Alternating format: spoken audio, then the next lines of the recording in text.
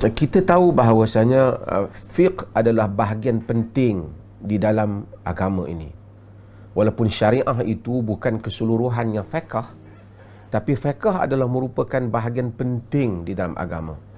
Tidak dapat diamalkan syariah itu yang membabitkan hukum hakam amaliyah, hukum hakam praktikal yang dipraktiskan, yang diamalkan, melainkan dengan memahami fiqh. Benar fiqh itu difahami dengan akal Islami, dengan pemikiran Islam yang merumuskan daripada dalil-dalil syarak. Sebab itu para ulama mentarifkan fiqh itu sebagai al-ilm bil ahkam syar'iyyah al-amaliyah al-muktasab min adillatiha at-tafsiliyah. Ilmu tentang hukum hakam syarak yang praktikal, yang diamalkan, yang diambil daripada dalil-dalilnya yang terperinci ataupun dalil-dalilnya yang tafsili. Dalil-dalil yang tafsili itu maksudnya dalil-dalil juz'i, dalil-dalil daripada kita semua sepakat sebagai umat. Rujukan kita Al-Quran, rujukan kita sunnah, ataupun ijma' jika ijma' itu benar-benar berlaku dalam hal-hal yang tertentu. Demikian juga sebelum itu adalah qiyas dengan rukun-rukun qiyasnya. Dari sudut usul fiqhnya, dari sudut usul rujukannya itu, umat Islam tidak banyak perbedaannya, walaupun ada sedikit keutamaan di sana dan di sini. Daripada segi rujukannya tidak banyak, tidak ada pertikaian. Tetapi yang timbulnya ialah apabila kita pergi kepada dalil-dalil yang terperinci di dalam memahami hukum-hukum yang juz'i ini. Kita lihat bahawasanya dalam memahami hukum hakam yang terperinci inilah menyebabkan umat Islam berbeza pendapat dan kadang-kadang tidak jelas. Di situ perlunya faqih, diperlukan ahli fiqh. Lahirnya para sahabat yang alim di dalam fiqh ni. Lahirnya Ibnu Umar, lahirnya Abdullah ibn Abbas, adanya sebelum Abdullah bin Mas'ud, dan banyak Abadillah ini yang merupakan ahli ataupun ahli dalam fiqh ni. Dan kemudian di kalangan fuqaha sahabat, termasuk khulafa yang 4 dan selain mereka. Dan kemudian generasi demi generasi lahir ahli-ahli fiqh yang kerana bukan semua orang mempunyai keupayaan untuk istinbat. Yang disebut oleh Nabi, man yuridillahu bihi khaira yufaqihu fid din.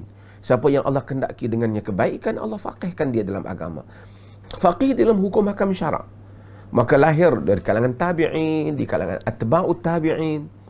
Dan mazhab itu, mazhab dalam berarti kata, ramai orang tidak memahami, mereka faham mazhab itu apa. Mazhab bermaksud adalah jalan yang dipilih oleh seseorang mujtahid. Ahli yang nak merumuskan hukum itu memilih jalan itu. Bagaimana kaedah yang dia lihat untuk supaya sesuatu hukum dapat satu istimbat ataupun satu kesimpulan hukum itu dapat dilakukan. Maka ada tokoh-tokoh yang besar yang lahir dalam sejarah. Ramai orang menyangka mazhab itu cuma 4. Ia bukan 4. Kita ada sepanjang sejarah, kita ada Ja'far As-Sadiq, kita ada Abu Hanifah, termasuk daripada imam yang awal daripada mazhab yang 4. Kita ada Al-Auza'i, kita ada Sufyan Al-Thawri, kita ada Al-Laits bin Sa'ad, kita ada Imam Malik selepas daripada itu, dan kita Sufyan bin Uyainah, kita ada Al-Imam Syafi'i, kita ada Abu Thawr, dan kita ada Ahmad bin Hanbal, kita ada Al-Zahiri, kita ada Jarir At-Tabari. Mereka semua ini merupakan khazanah yang besar, tokoh-tokoh yang besar yang telah melakukan istinbat-istinbat penting di dalam hukum hakam fiqh dalam sepanjang sejarah umat Islam. Cumanya dari segi mazhab yang kekal kerana disebabkan penulisan, struktur dan anak murid yang melaporkan, meriwayatkannya, yang masyhur yang ada di tangan orang Islam ialah 4. Yang 4 ini bukan bererti tidak ada yang lain. Yang lain itu wujud, tetapi hanya tinggal riwayat-riwayat, pecahan-pecahan pendapat mereka yang diriwayatkan sebagai hukum hakam fiqh yang diketahui sehingga hari ini. Kita ada dalam mazhab khazanah dalam Zahiri umpamanya. Kita ada Al-Muhalla oleh Al-Imam Ibn Hazm Al-Andalusi yang merupakan kitab rujukan penting umat Islam di dalam fiqh dan fiqh pembandingan. Saya ingin sebutkan hal ini sebagai mukaddimah supaya umat Islam membuka ufuknya di dalam pemikiran untuk mengetahui kita mempunyai khazanah fiqh yang begitu besar. Tulisan-tulisan dalam fiqh yang besar. Kalau kita sebut di dalam mazhab Abu Hanifah umpamanya, bukan sahaja Abu Hanifah itu terkenal dengan dia sebagai guru murid kepada Hamad bin Abi Sulaiman, dengan riwayat-riwayatnya, dengan qiyasnya, dengan fiqh ahli Iraqnya, dan kemudian diwarisi ada Muhammad Hasan Al-Syaibani dengan karya-karyanya yang meriwayatkan apa yang dibuat oleh Abu Hanifah. Kita ada juga matan-matan dalam mazhab Abu Hanifah, matan Quduri umpamanya. Kita ada Al-Lubab yang mensyarahkan Al-Quduri, dan kemudian kita ada dalam mazhab Malik. Ini begitu banyak. Selain daripada Muwatta, kita ada Al-Mudawwanah dalam mazhab Malik. Kita ada khazanah matan-matan dalam mazhab Malik. Saya selalu sebut matan umpamanya Khalil bin Ishaq umpamanya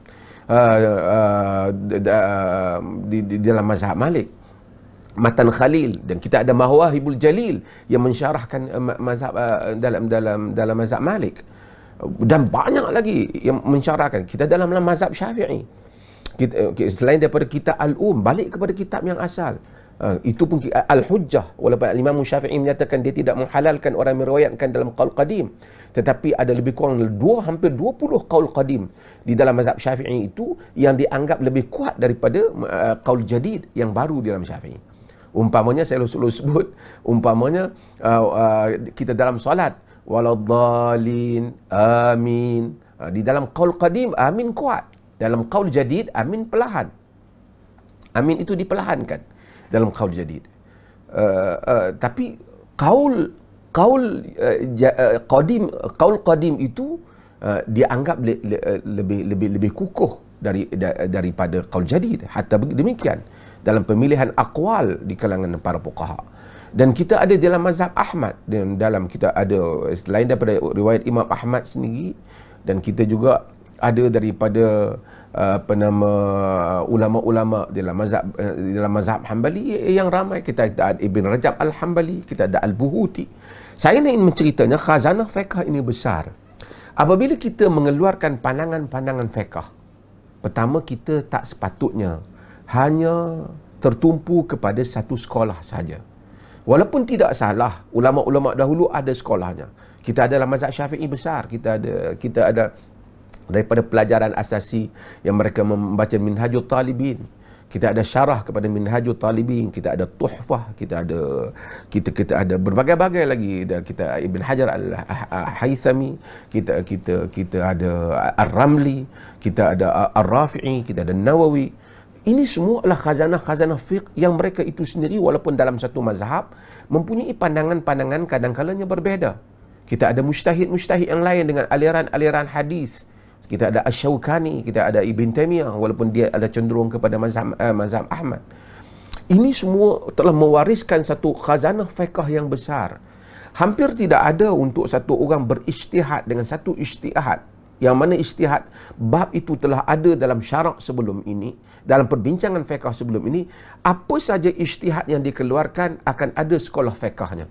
Maka untuk satu orang tu menyatakan dia tidak ada mazhab, adalah terlalu sukar, kerana setiap ijtihadnya itu akan ada mazhabnya di dalam sekolah-sekolah pemikiran.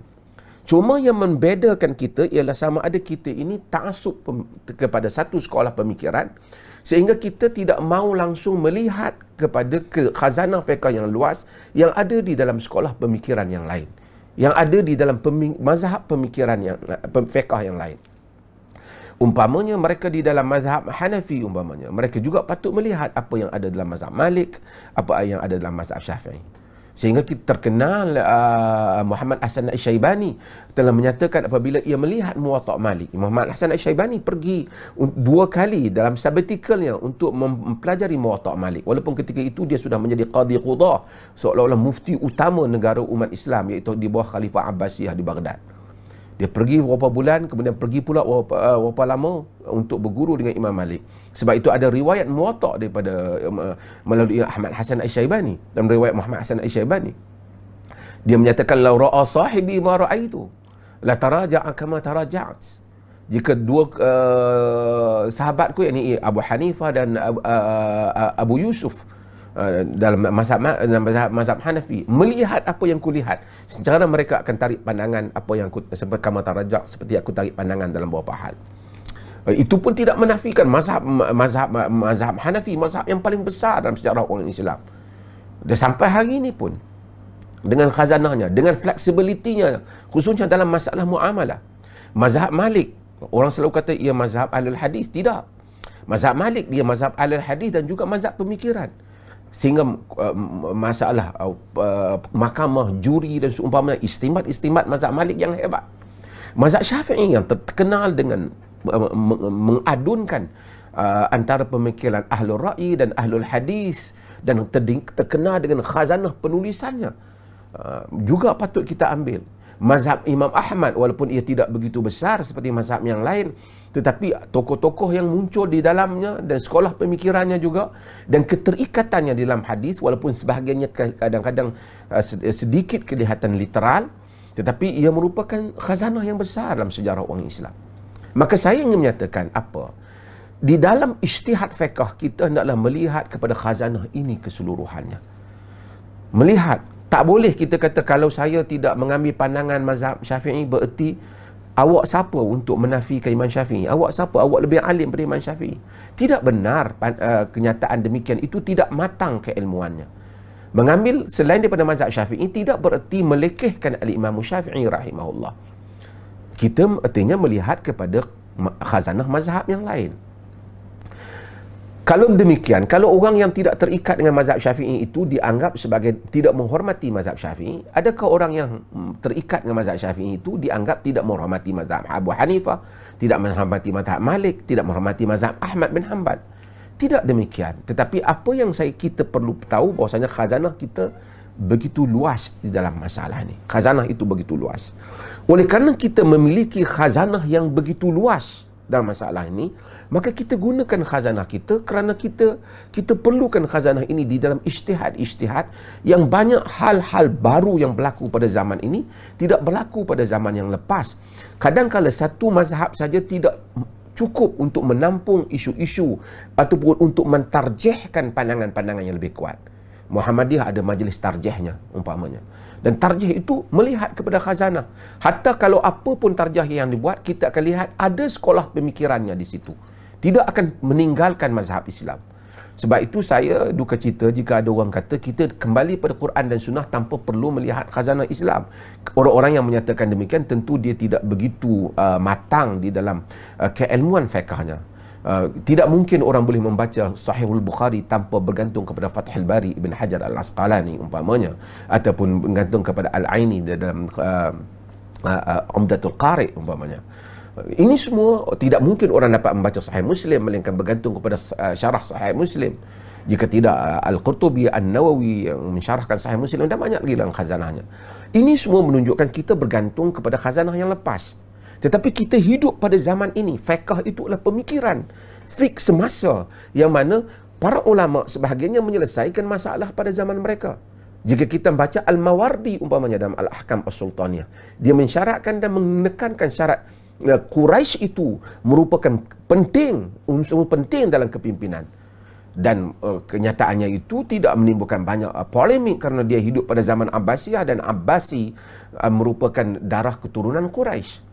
Tapi untuk umat Islam di Indonesia dan di Malaysia umpamanya, mungkin pandangan tarjih yang dikeluarkan oleh Al-Mawardi atau Abu Ya'la Al-Farraq mungkin tidak lagi cocok untuk suasana kita. Kita mungkin perlu melihat apa yang disebut oleh Ibn Khaldun tentang masalah kepimpinan. Ini bagi soal kepimpinan umpamanya. Banyak hukum hakam yang baru yang berlaku ini. Umpamanya bank susuan umpamanya di negeri Perlis kita keluarkan. Mungkin ada pandangan-pandangan dalam 4 tokoh mazhab itu agak ketat. Tapi ada negeri yang telah memakai pandangan Al-Lais bin Sa'ad umpamanya yang tidak mensyaratkan umpamanya susu itu dia mensyaratkan bahwasanya susu anak susuan itu jika dia menyusu secara langsung daripada ibunya. Jika tidak menyusu secara langsung, minum susu itu tidak menyebabkan jadi anak susuan. Itu memudahkan banyak hospital dalam pengurusan ini, walaupun ia bukan qaul jumhur. Dan banyak hal ini. Tanzir fiqhi umpamanya memudahkan. Umpamanya meletakkan perkara juz'iyat fiqh yang berbeza-beza ini, perkara-perkara fiqh yang berbeza-beza ini di bawah satu bumbung yang sama. Umpamanya semua bab berhubung dengan hal-hal tarik, hal-hal emergency. Jika berlaku ni, jika berlaku musibah, macam mana hukumnya? Jika berlaku keadaan yang mengejut begini, bagaimana hukumnya? Diletakkan di bawah satu bab. Di bawah bab at-ta'assuf fi isti'malil haq. Salah guna kebenaran. Kita bawa kereta laju, kereta hak kita, kita beli. Duit kita, minyak kita juga yang bayar. Kita bawa laju, boleh tak? Jalan kerajaan punya, boleh tak? Boleh tak kerajaan nak limitkan kita umpamanya? Radio kita punya, muzik, kita duduk di rumah kita, ayat Quran kita boleh pasang radio kita, tapi ganggu jiran sebelah. Boleh tak? Ini semua menggunakan hak sendiri, tetapi mengganggu orang lain. Dulu fiqh mungkin letakkan bab yang berselerakan. Maka tanzirul fiqh, di bawah nazariyah fiqh yang baru, boleh dihimpunkan di satu bab, memudahkan umat Islam untuk memahami fiqh, untuk mereka hidup pada zaman yang moden ini. Ini perlukan majlis tarjih, ulama-ulama tarjih yang lebih luas dalam memikirkan hal ini. Saya balik kepada apa yang disebut oleh pengurusi dalam masa yang ada beberapa minit ni. Saya rasa ada 23 minit lagi Tuan Moderator. Sifat fiqh itu Allah Subhanahu wa taala yang menurunkan agamanya. Saya selalu letakkan mukadimah ini untuk difahami dengan penting. Tuhan tidak memerlukan kita. Kita salat ke, kita tidak minum arak ke, kita tak berjudi ke, kita bersedekah, tidak menguntungkan, memberikan apa-apa faedah kepada Allah. Kerana Allah itu ghaniyun hamid. Wa man yashkur fa innama yashkuru li nafsihi wa man kafara fa innallaha ghaniyun hamid. Sesiapa yang bersyukur, ia bersyukur untuk dirinya sendiri. Sesiapa yang kufur, Allah itu ghaniyun hamid. Ia maha kaya lagi maha terpuji. Artinya segala amalan hukum hakam syarak, kebaikannya balik kepada kemanusiaan, manusia itu sendiri. Itu yang disebut oleh Izzuddin Abdus Salam dalam Ta'lilul Ahkam sebagai maslahatul ibad. Semua hal masalah, semua hukum hakam syarak itu ada kemaslahatan untuk hamba. Back the benefits to the servant himself. Kebaikan itu balik pada hamba itu sendiri, balik kepada hamba Allah itu sendiri. Maka dengan itu apabila Allah meletakkan syariatnya, dia nak kebaikan untuk manusia, maka sebahagian orang menyangka lebih susah amalan agama itu, lebih bagus ia. Itu tidak benar. Kerana Allah Allah menghendaki kebaikan pada kita. Yuridullahu bikumul yusra wala yuridu bikumul usra. Allah menghendaki daripada kamu kemudahan, Allah tidak mahu daripada kamu kesusahan. Jadi fiqh itu bersifatnya Allah nak memudahkan. Sebab itu kata Aisyah radhiyallahu anha dalam hadis yang diriwayatkan oleh Imam Muslim, ma khuyira Rasulullah sallallahu alaihi wasallam baina amrayn illa ikhtara aisaruhuma. Nabi itu tidak diberi pilih dua hal, melainkan dia akan memilih yang paling mudah antara keduanya. Itu maksudnya malam yakun isman, selagi mana ia bukan satu dosa. Selagi mana ia bukan dosa, maka pilih yang mudah. Di hadapan kita ada khazanah fiqh yang besar yang saya sebut, yang boleh kita rujuk pada kitab-kitab silam dan juga kitab-kitab moden yang ditulis. Sekarang banyak tesis-tesis, sebelum pun tesis PhD yang berlaku di universiti-universiti. Fuqaha daripada sekalian mazhab, hatta daripada kurun-kurun selepas daripada itu, selepas daripada kurun kejumudan juga, ada buku-buku yang ditulis, ijtihad-ijtihad yang dikeluarkan.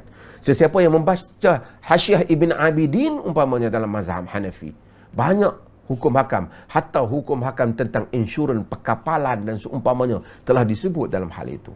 Ijtihad-ijtihad Ibn Taimiyah umpamanya dalam begitu banyak.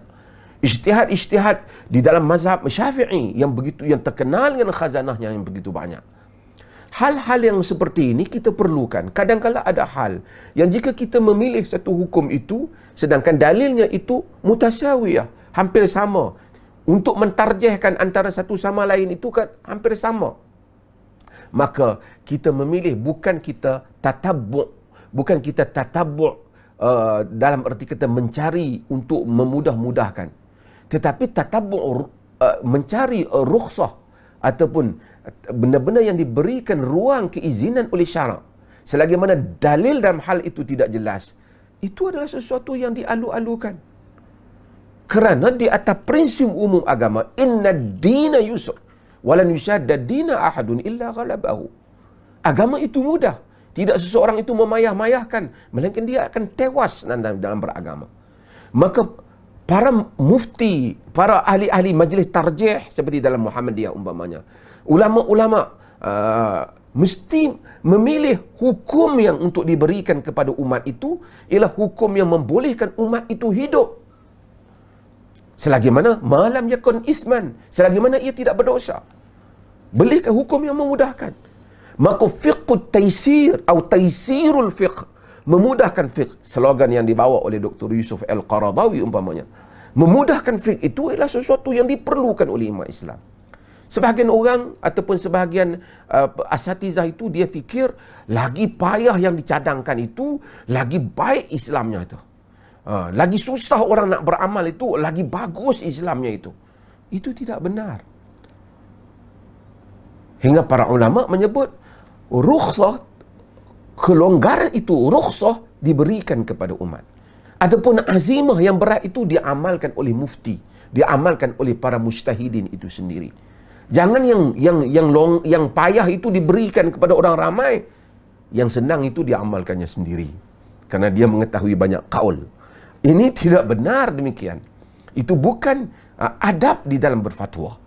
Sebab itu maka balik kepada soalan tadi kita, saya harap dengan hubungan yang baik antara dua organisasi ini, kita akan kembali membawa umat kepada taysirul fiqh, membolehkan umat ini hidup, mempunyai pilihan-pilihan di dalam fiqh, tetapi mereka tetap umat yang beridentiti dengan identiti Islam. Fiqh mereka tetap fiqh Islam. Tidak ada kaul yang macam saya sebut tadi, yang disebut oleh kita pada zaman ini, melainkan telah terdahulu sebelumnya para fuqaha yang telah menyebut dan mentarjihkannya. Maka dengan itu, dengan hubungan yang baik ini, dengan dada perlis, saya cakap, perlis kita tidak menolak mazhab. Bahkan kita mengagungkan khazanah mazhab. Cuma kita tidak menerima ta'sub mazhab. Yang berarti kata enggan melihat keluasan yang ada di dalam khazanah Islam. Mazhab Syafi'i ala ra'si wal ain. Mazhab yang kita lihat paling kukuh, paling teratur susunannya. Kalau ditanya saya apa mazhab yang terbaik pada sisi saya, tentulah mazhab Syafi'i. Tetapi itu tidak menafikan khazanah yang ada di dalam mazhab Abu Hanifah, dalam mazhab Malik dan dalam mazhab Ahmad bin Hanbal, yang juga mempunyai kekuatannya di dalam bab-bab yang tertentu. Mereka kuat dalam bab yang lain, mazhab yang lain pula kuat. Ini yang disebut oleh Abdul Karim Zaidan. Beliau menyatakan bahawasanya kebenaran tidak terhimpun di dalam satu mazhab. Hormat mazhab sebagai khazanah Islam, tetapi dalam masa yang sama melihat bahr, melihat lautan fiqh yang luas ini diambil manfaat oleh kita dalam membolehkan umat ini hidup di dalam mengamalkan agama mereka, insya-Allah. Terima kasih Tuan Moderator.